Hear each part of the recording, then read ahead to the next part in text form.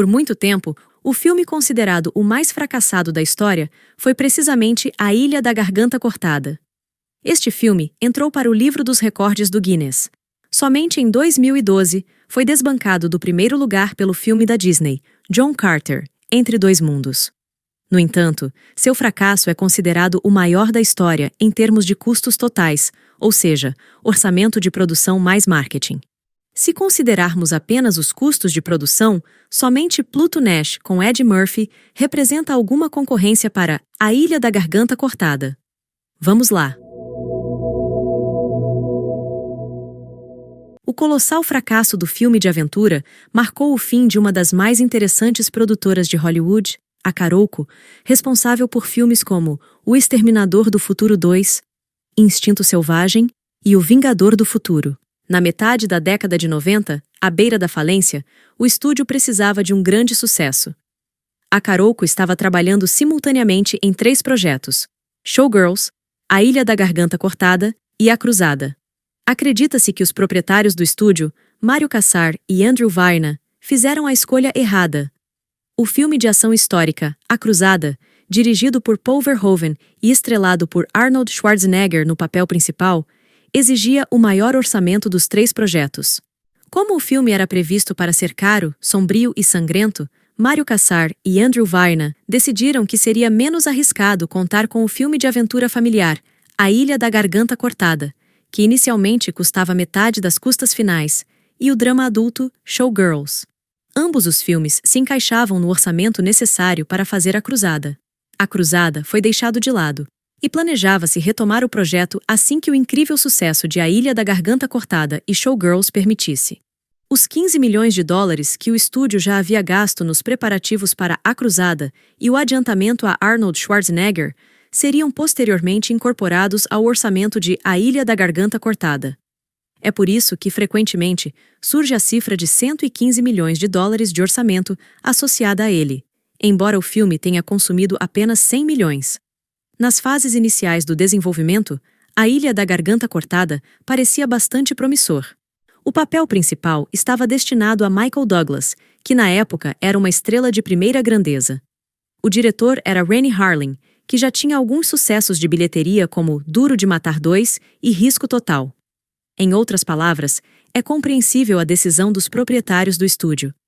Schwarzenegger e Verhoeven eram estrelas ainda mais proeminentes, mas eles custavam o dobro. Além disso, eles precisavam de um orçamento mais substancial para um filme incrivelmente sangrento, que sempre é mais difícil de comercializar. Segundo os líderes do estúdio Carolco, eles apostaram tudo em A Ilha da Garganta Cortada. Por 20 milhões de dólares, Mário Kassar e Andrew Varna até venderam a maior parte dos direitos de outro filme deles, Showgirls. O dinheiro arrecadado foi destinado para A Ilha da Garganta Cortada. O papel principal feminino acabou sendo dado a Geena Davis, que já tinha alguns sucessos como Uma Equipe Muito Especial e Thelma e Louise. O estúdio era contra a escolha de Geena Davis. Na opinião de Mário Kassar e Andrew Varna, a atriz não se adequava ao papel de heroína de ação. No entanto, o diretor Renny Harlin, que na época estava namorando Davis e mais tarde se tornou marido dela, insistiu na sua escolha. Esse momento, após o lançamento de A Ilha da Garganta Cortada, foi duramente criticado em Hollywood. Na opinião dos críticos, Geena Davis simplesmente não era adequada para o filme, estava em péssima forma física e parecia francamente desajeitada na tela. Davis, aliás, entrou em A Ilha da Garganta Cortada após o cancelamento de outro projeto de piratas, A Mestra do Mar. Michelle Pfeiffer deveria estrelar ao lado dela no filme. O diretor do filme seria Paul Verhoeven. O filme desmoronou devido à recusa de Verhoeven em aceitar Harrison Ford no papel principal. No entanto, o problema não era especificamente com Ford. Verhoeven queria fazer um filme com 2 mulheres nos papéis principais, enquanto o estúdio achava que sem uma grande estrela masculina, o filme estava fadado ao fracasso. Talvez a participação na preparação de outro filme de piratas tenha eventualmente convencido o estúdio a aprovar a candidatura de Geena Davis. Assim que a produção de A Ilha da Garganta Cortada foi iniciada oficialmente, tudo começou a dar errado. Mais tarde, o diretor Renny Harlin afirmaria que a principal razão para o fracasso de A Ilha da Garganta Cortada foi que o estúdio Carolco já estava à beira da falência antes mesmo do início das filmagens. Harlin assegura que gastou mais de $1 milhão do próprio bolso para reescrever o roteiro que já possuía, pois o estúdio não tinha mais dinheiro. Sentindo que algo estava errado, Michael Douglas fugiu do filme pouco antes do início das filmagens. O ator alega que fez isso porque seu papel foi drasticamente reduzido em favor de Geena Davis, que na época já era esposa do diretor Renny Harlin. Segundo Douglas, Harlin, ao reescrever o roteiro, favoreceu fortemente o personagem de Davis. Harlin e Davis têm uma opinião diferente e atribuem a fuga de Douglas ao fato de os rumores sobre os problemas da Carolco já circularem por todo Hollywood, e Douglas simplesmente abandonou o navio afundando. Não conseguiram encontrar nenhuma estrela para substituir Michael. Produtores e diretores até abordaram Mel Gibson e Keanu Reeves, mas ambos recusaram. Como não havia tempo para procurar outro ator, assinaram com Matthew Modine para o papel principal, conhecido pelos filmes Bird e Nascido para Matar. Devido a todos esses atrasos na produção, o orçamento de A Ilha da Garganta Cortada aumentava rapidamente, e o início das filmagens não trouxe alívio. Ao chegar em Malta, o diretor Renny Harlin, que estava lidando com o roteiro e a busca pelo ator principal, criticou todos os cenários que haviam sido construídos no set na sua ausência. Todos foram demolidos, e começaram a construir tudo de novo. Uma semana após o início das filmagens, ocorreu uma briga no bar em Malta entre o ator Oliver Reed e Geena Davis. Oliver Reed era conhecido por seu temperamento explosivo, que ele demonstrava nas filmagens de quase todos os filmes em que atuava, chegando até a Russell Crowe em Gladiador. Irritado com o incidente, Renny Harlin demitiu imediatamente Reed. O ator Matthew Modine afirmou em uma entrevista que duvidava da capacidade de Oliver Reed de agredir uma mulher. Modine disse que, embora Reed fosse um grande apreciador de bebida e gostasse de brigar em bares, ele nunca bateria em mulheres. Rumores sugerem que a briga aconteceu devido a comentários de Oliver Reed sobre o talento de atriz de Geena Davis. Após algum tempo, Harlin teve uma briga com o diretor de fotografia do filme, Nicola Pecorini, conhecido por seu trabalho em filmes como Regras do Jogo e O Mundo Imaginário do Dr. Parnassus. Em sinal de solidariedade, mais de 20 membros da equipe de filmagem e o produtor David Nichols deixaram o filme junto com o diretor de fotografia. Oliver Wood foi contratado urgentemente como substituto do diretor de fotografia, mas alguns dias depois, durante as filmagens, ele machucou a perna, e foi preciso encontrar um substituto para ele também.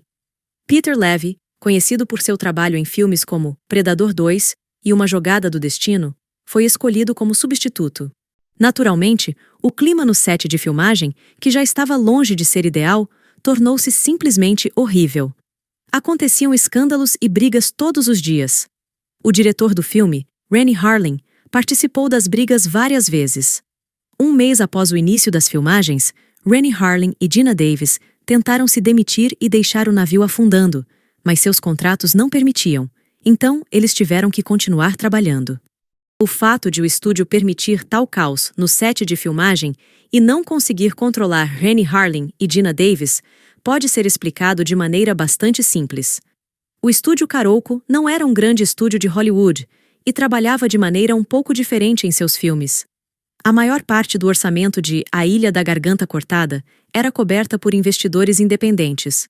Portanto, apesar das enormes dívidas do estúdio, o projeto conseguiu se realizar, não se desfez durante a produção. Enquanto Renny Harlin filmava seu filme, Mário Kassar e Andrew Vaina viajavam pelo mundo em busca de fundos, encontrando esses fundos no Japão e na Europa. A reputação dos produtores de lançar O Exterminador do Futuro 2, Rocky, Rambo e O Vingador do Futuro permitia que eles encontrassem rapidamente esses investidores. Todo o dinheiro ia para Malta, para Renny Harlin, que sem controle algum, fazia o que bem entendia. Matthew Modine relatou que Renny Harlin e Geena Davis bebiam no set apenas um tipo de suco, que era constantemente enviado dos Estados Unidos. No final das filmagens, havia tantas caixas desse suco que várias salas estavam completamente cheias delas.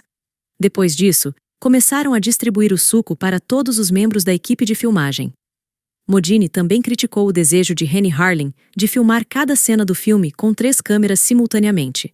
Tudo isso exigia tempo adicional para configuração e instalação de luzes, o que acabou resultando em atrasos no cronograma de produção e aumento no orçamento. Renny Harlin justificava os enormes gastos, alegando que era necessário criar a aparência de que tudo estava indo muito bem com o filme e que não estavam economizando dinheiro. Segundo ele, foi por isso que trouxeram cavalos da Áustria, contrataram carpinteiros na Inglaterra e dublês na Itália e na Polônia. Mais de 2.000 trajes foram costurados para o filme, mais de 300 armas de fogo foram reunidas, e foram feitos 600 espadas, 300 adagas e 100 machados. Tudo isso foi encomendado das empresas mais caras. Harlin também insistiu na criação de 2 navios à vela em tamanho real, cada um custando $1 milhão, tudo para impressionar os investidores. Com as constantes paralisações e refilmagens, o já considerável orçamento do filme de aventura cresceu para $100 milhões. A Carolco, que previa que os custos do filme não ultrapassariam 70 milhões, não esperou pela estreia de A Ilha da Garganta Cortada e entrou com pedido de falência algumas semanas antes desse evento. Naturalmente, não havia esperanças de apoio publicitário para o filme. Simplesmente não havia ninguém para promovê-lo. Ao chegar aos cinemas, A Ilha da Garganta Cortada arrecadou apenas $10 milhões. A carreira de Renny Harlin e Geena Davis não sofreu muito. O mesmo não pode ser dito sobre Matthew Modine, que, de um ator promissor, se transformou em apenas Matthew Modine. Em todas as suas desventuras, o ator sempre culpa A Ilha da Garganta Cortada e Renny Harlin, que, segundo ele, só corria em volta de Geena Davis e não prestava atenção em mais ninguém. Modine afirma que em todos os seus filmes antes de A Ilha da Garganta Cortada, os diretores trabalhavam extensivamente com todos os atores. Mas Renny Harlin nem sequer se aproximou dele. O estúdio Warner, que estava desenvolvendo simultaneamente o filme Capitão Blood, ao ver o desastre de A Ilha da Garganta Cortada, imediatamente interrompeu todos os trabalhos e abandonou a produção do filme baseado no romance de Rafael Sabatini. A temática de piratas se tornou tabu em Hollywood por quase 10 anos. Portanto, a Disney, que alocou $140 milhões para Piratas do Caribe em 2003, foi considerada louca por muitos. Levando em consideração a inflação, o orçamento de A Ilha da Garganta Cortada seria de $170 milhões hoje em dia, e a bilheteria não ultrapassaria 20 milhões. Ou seja, as perdas da Carolco teriam ultrapassado a marca de 150 milhões. Enquanto isso, o novo líder da lista dos maiores fracassos, John Carter, causou prejuízos de $200 milhões ao estúdio Disney. Obrigada pela sua atenção. Inscreva-se e fique conectado.